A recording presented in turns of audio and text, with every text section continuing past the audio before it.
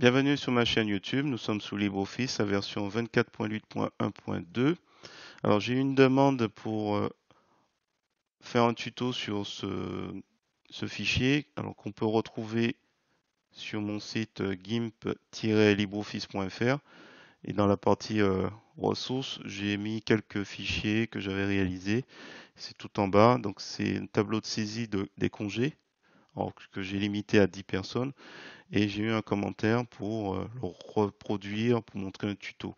Alors plutôt que le faire, je pense que ça servira pas à grand chose de faire, de reproduire ça. Et puis franchement, c'est un petit peu, ça date. Pas que je me rappelle, mais que c'est un petit peu long. Alors je vous montre rapidement. Donc, maintenant, on est en 2024. On est,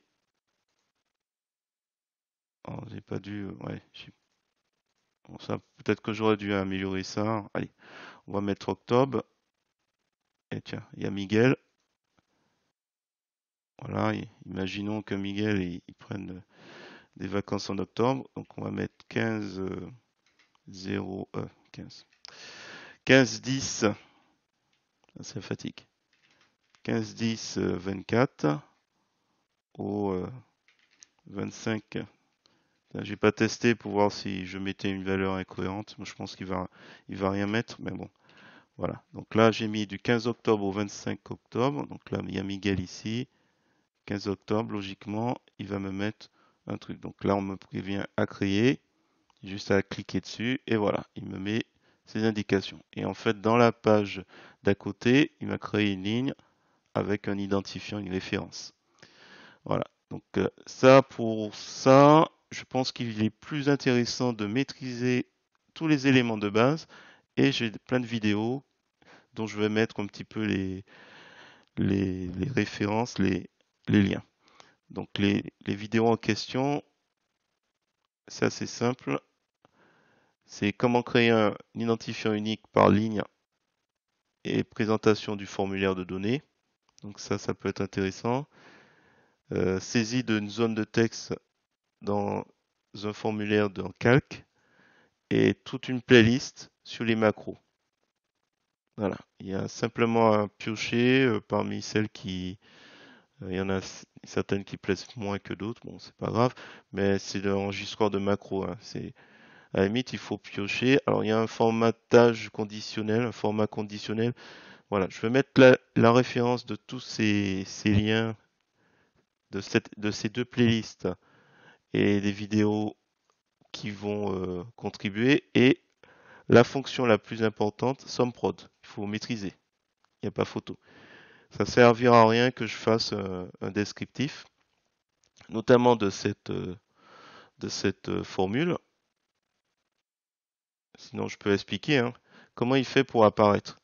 Il regarde dans la colonne, dans la cellule plutôt, où il est K7, si c'est bien différent de s'il n'y a rien.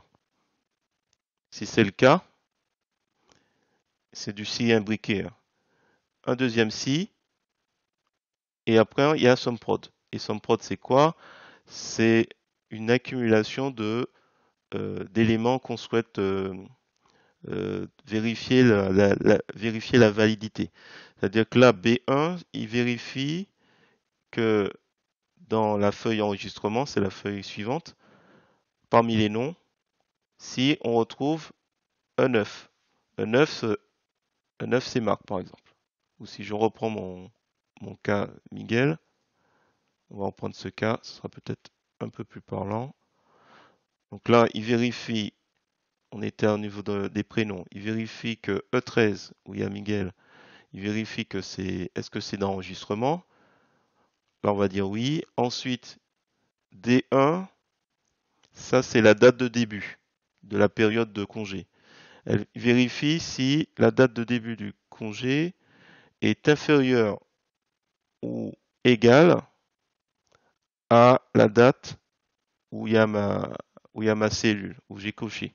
C'est-à-dire H13. H13, ça correspond au 3 octobre. Donc il vérifie ça. Donc il vérifie, alors attendez, du coup, je me suis perdu, voilà.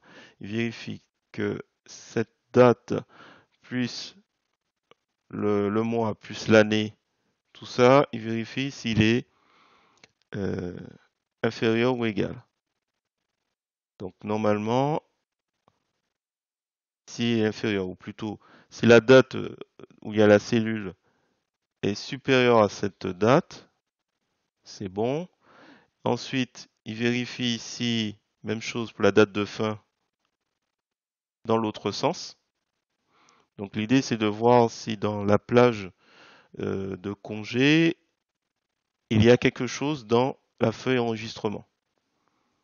Et si c'est le cas, il comptera 1, 2, 3, enfin bon bref. Et s'il est supérieur ou égal à 1, il mettra un élément. Alors là, j'ai mis un signe, un point, un caractère spécial, donc il remplit. Et donc si c'est le cas, il met le point. Et là, on a le formatage, le format conditionnel qui s'en mêle, on va dans gérer, qui couvre toute la plage. Et s'il trouve la valeur du fameux point, il me le colorie en jaune. Bon, là, c'est pas très compliqué pour cette partie, c'est du cosmétique, là, la couleur. C'est juste pour attirer l'attention. Et en ce qui concerne le pseudo-formulaire, c'est pas réellement un formulaire, à part peut-être ces deux éléments, on va les voir après. C'est juste de la construction. Là, on a une forme arrondie, c'est juste une forme bleue que j'ai mis en arrière-plan. Prénom, c'est les cellules. Là, c'est de la saisie. Et là, c'est une référence qui est constituée. Donc, l'idée, c'est de récupérer, de vérifier si on retrouve, parce que je recrée les références à chaque fois, histoire que chaque ligne soit unique. Ils sont recréés ici, d'ailleurs. C'est on additionne un peu les cellules pour créer une référence particulière avec le prénom, le type, la date, machin, et ça crée quelque chose une référence. Cette référence va me servir pour la suppression d'ailleurs. Voilà. Là, j'ai créé par exemple euh, la date du jour. Bon, ben, hop, on pourra supprimer. Ça, c'est un autre. On verra ça à la fin. Mais en fait, c'est l'agrégation de chaque petit élément qui font ce formulaire. Donc, c'est un peu compliqué de suivre pas à pas si on ne maîtrise pas tous les éléments. Alors, je voulais juste montrer le formulaire, qui est encore un autre cas à part. Là, qu'on va dans Outils, Formulaire. Là, le mode conception est désactivé. C'est pour ça que j'ai pu faire la petite démonstration tout à l'heure. Là, je vais la réactiver. Quand c'est activé, on a un petit truc bleu. Là, je l'ai activé. Si on revient, il est bleuté. Donc ça veut dire que là, je vais pouvoir faire un clic bouton droit de la souris et aller sur propriété de contrôle. Propriété de contrôle, on a ici, bon, rien de particulier, si ce n'est ici police, où on lui indique une taille un peu plus importante que avec gras et machin. Bon, ça c'est le plus important, c'est données. Et en fait, il a une cellule liée. La cellule, c'est C8. C8, il est juste derrière. Je cache, mais il récupère dans C8 l'élément qu'il doit afficher. Sachant que, en fait, la plage de cellules source, c'est E8 à E22. E22. Ah, apparemment, je suis allé très très loin. Donc, ça veut dire qu'à chaque fois que je vais remplir ici un prénom, ou un nom, hein, un nom plus prénom, il va me l'afficher ici. Il va prendre sa source là. Donc même chose ici, j'imagine. Clic droit, j'ai noté ici. Voilà, c'est ici que j'ai noté. Voilà. Les contenus de la liste, c'est là. Contrairement au premier, où j'indiquais une plage, j'ai tout noté ici. Bon, pourquoi pas. Donc ça veut dire qu'il faut savoir si on veut rajouter des éléments, il faut savoir que c'est là. Donc là, hop, je désactive. Là, il n'y a rien de spécial, c'est de la saisie. Concernant supprimer. Alors supprimer, pour le coup, on sera obligé de passer par une macro. En gros, c'est simple, hein, c'est... Ah, tiens, peut-être Gemini va expliquer un peu mieux. On a des déclarations de valeur.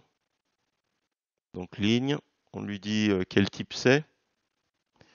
On a calendrier et enregistrement, d'où l'importance de ne pas changer les noms des feuilles de calcul. Ensuite, il récupère des éléments dans calendrier. Alors, les lignes, identifier la feuille de calcul, machin, donc OK. Là, il récupère la valeur qui se trouve dans la cellule 15. La cellule 15, c'est ici. Il récupère les éléments. Donc, c'est simplement que s'il trouve une correspondance de jour, ah bah d'ailleurs, on pourra peut-être le faire. Alors, il sait pas RTT, c'est congé, donc là, il le trouve. Donc, il récupère cet élément de référence et ainsi, il sait qu'il doit supprimer la valeur qu'il a récupérée dans la cellule 15. Il récupère la référence et il sait que c'est sur cette référence, tac, il supprime l'élément. Donc voilà, je n'ai pas grand chose à dire par rapport à ça. Peut-être qu'il faudra le saisir ou le récupérer, hein. Pour rappel, macro, gérer macro, éditer macro. Et vous allez sur l'élément congé. Ok, la suppression. L'autre, c'est l'enregistreur de macro, hein. J'ai dû faire l'élément classique qu'on retrouve dans les vidéos. Voilà, donc plutôt que refaire, j'ai préféré faire cette petite mise au point. Donc il y a évidemment des éléments sur chaque. Il présente la ligne où ça se trouve, 15. Voilà. Je vous remercie et je vous dis à bientôt pour d'autres tutos.